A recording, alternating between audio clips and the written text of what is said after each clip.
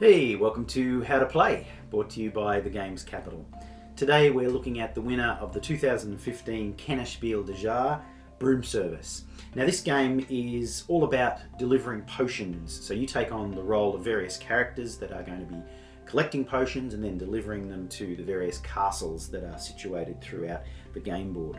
The game uses a series of cards to carry out the actions, but there's obviously a fair bit more to it than that, and we'll get into that in a moment. But first of all, let's have a look at what's in the box. Okay, so there's lots of goodies in the Broom Service box. First of all, we have our playing board. Now this board is actually double-sided, so you've got two different boards that you can play on, and they are slightly different the way they're laid out. Then we have some wooden components. Each player will have two of these little witch characters which start on the board, and they will move around to carry out the actions. We've got score markers. There's a set of cards for each player, so in player's colour, and each set is identical, and they are what you use to carry out the actions that you're going to perform during the game. There's also a set of event cards, and one event comes out each round, and that will change the gameplay a little bit. On the board, there are these little cloud tiles that are placed randomly at the start of each game, and you'll collect those during the game also for points. And then the resources that come with the game, there are 3 of these potions, purple, orange and green potions that you'll collect in order to deliver around the board, and also the magic wands are the other type of resource that you use during the game. Now that's for the basic game. There are also some components that come with the game, so you can add to make the game a little bit more involved. So there are tiles that you can add to the various locations on the board. So there's tiles for the hills, the forests and the mountains, which are zones on the board. So you can place those out, and when you move into those areas you collect those, and they can give you special abilities. And then there's also the special storm clouds that can go on in place of some of the regular clouds, and once again they give you bonus points or advantages during the game. That's basically the components. We're going to focus on just the basic game for this video. The advanced version is just an extra that you can certainly add in, but we'll just look at the basic version. So let's have a look at how Broom Service plays. So first of all, each player places one of their witches' hats in both of the 2 cities or castles that are the starting points of the game. You can spread out from there.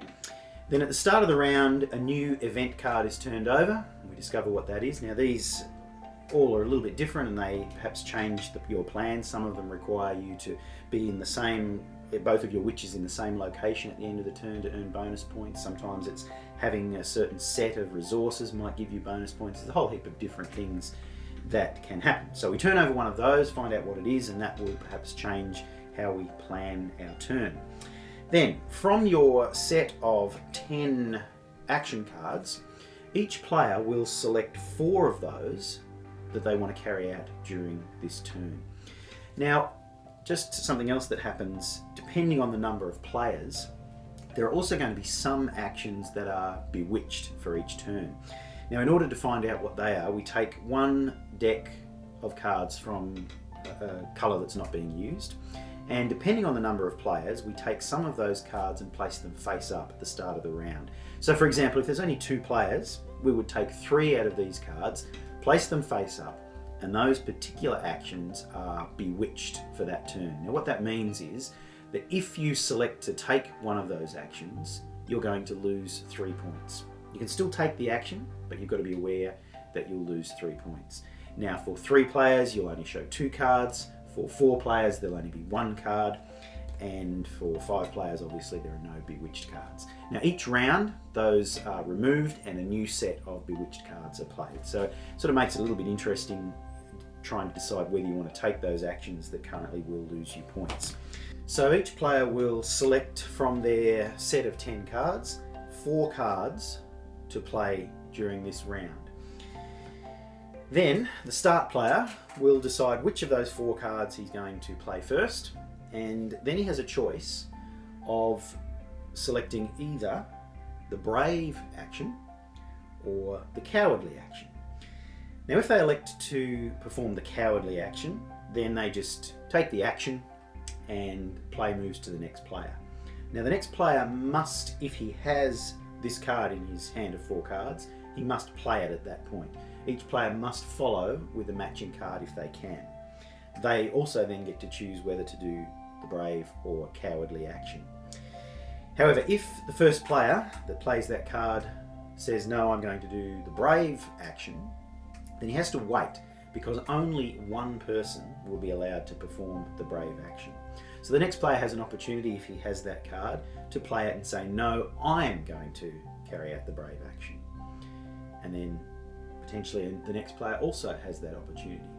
The last player to play the matching card and claim the brave action gets to perform the action. All of the other players miss out.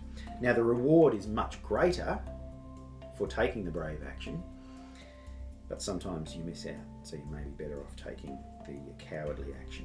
Then whoever got to do the brave action becomes the start player for the next turn, and he will then select a card from the remaining cards in his hand, and the process repeats, selecting either brave or cowardly, until all 4 cards have been played by every player, and that ends the round. A new event card is turned over for the next round, and perhaps new bewitched cards if necessary, and then the game continues. Gameplay goes for 7 rounds, and at the start of each round you get all of your cards back and get to choose the next 4 that you want to use. And as I say, 7 rounds, and then whoever has the most points at the end of the round is the winner. So let's now have a look at what each of these 10 actions allow you to do during the game. So the first of the actions are the witch characters. Now there are 4 of these cards: the forest witch, the mountain witch, the prairie witch, and the hill witch, relating to the different terrain types that are on the board. So each of the actions effectively is the same, relating to those terrains. So for example, the forest witch, if you carry out the action for the brave forest witch, you get to actually fly to an adjacent forest space. So move one of your witch tokens to a forest space that is adjacent to the space that you're in, and deliver a magic potion. Now to deliver a magic potion, you use one of your 3 coloured potions, orange, green or purple, and you deliver to a tower that is either in the region that you're currently in, or perhaps is on the border of the region. And each of the towers has a different colour roof corresponding to the type of potion that you can deliver there. In addition to that, some of the towers are round towers, in which case when you deliver to the round tower, you place the potion on the tower, and that can only be delivered to once in the game. Now the reward for delivering is usually victory points, and a different value depending on the tower that you're delivering to, and sometimes you might also gain a magic wand. If you deliver to the square towers, then you return the potion to the supply and still gain the points, but those particular towers can be delivered to multiple times during the game. So that's the forest witch, and the same rules apply to each of the other witches. All that changes is the terrain type that you can move to. Now if you take the action, the cowardly action, then all you can do is fly to that adjacent zone, but you don't get to deliver a potion. So they are the actions for the 4 witches. The next action cards are the druids, and there are 2 druids. There's the Valley Druid and the Peak Druid. Once again, the actions are effectively the same for each one. So for the brave action, in this example the Valley Druid, he can deliver a magic potion to a tower that's in a prairie or a forest, so the yellow or the green areas. So just much like the witch, he can deliver the potion, but he doesn't move. Now the brave action allows you to get a bonus 3 points if you take that action, whereas the cowardly action just allows you to deliver the potion for whatever point value or reward is on the tower. So the Valley Druid works in the forests and the prairies, and the Peak Druid works in the hills and the mountains, same action. So that is the druids. Next we have the gatherer actions, and there are 3 of these. There is the root gatherer, fruit gatherer, and the herb gatherer. And this is how you collect potions in the game. So the brave action, for example, for the root gatherer is to take a orange potion and also take 2 magic wands, whereas the cowardly action is to take either a orange potion or a wand, one or the other. Then we have the fruit gatherer. He gets to take 2 purple potions and a potion of whatever colour he likes for the brave action, or a single purple potion for the cowardly action. And then finally the herb gatherer gets to take 2 green potions and a magic wand for his brave action, and once again for the cowardly action just a single green potion. So that's how you collect the potions so that you can deliver them with either the druids or the witches later in the game.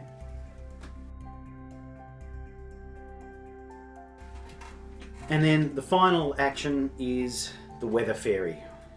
And the weather fairy is used to change the weather. In other words, take the clouds that are in those various locations on the board.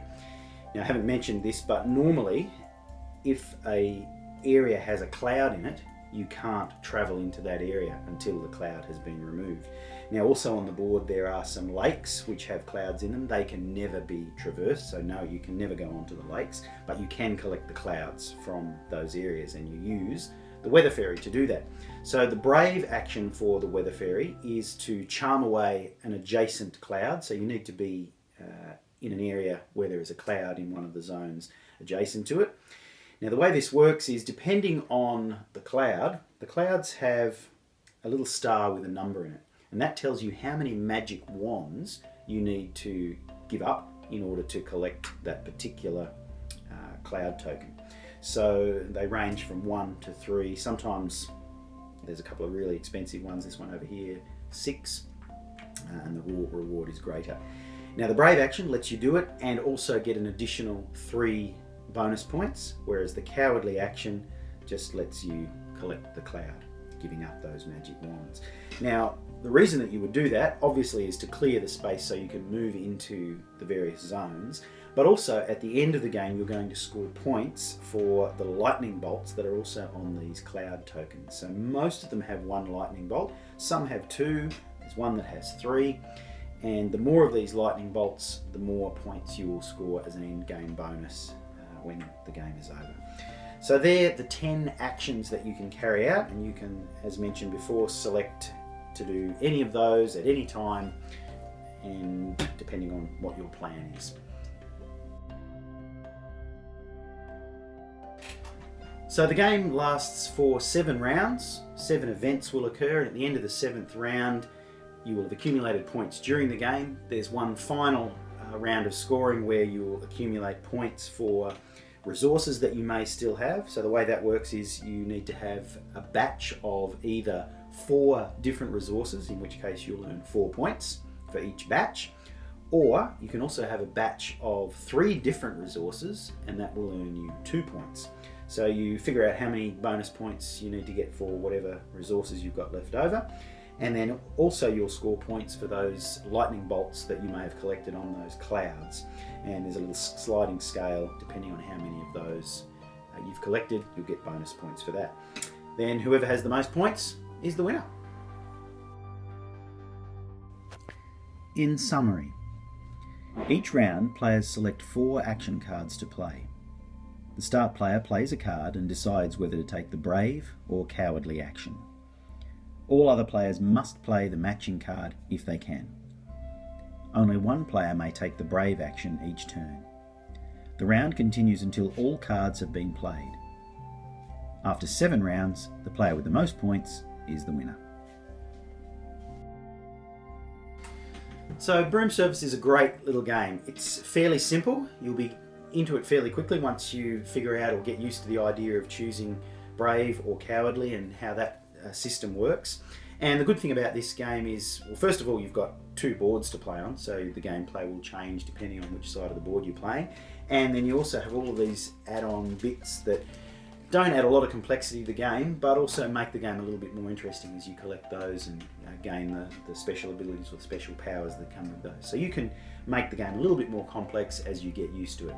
So definitely a worthy winner of the Game of the Year this year. So go and grab a copy. Thanks for watching. Happy gaming.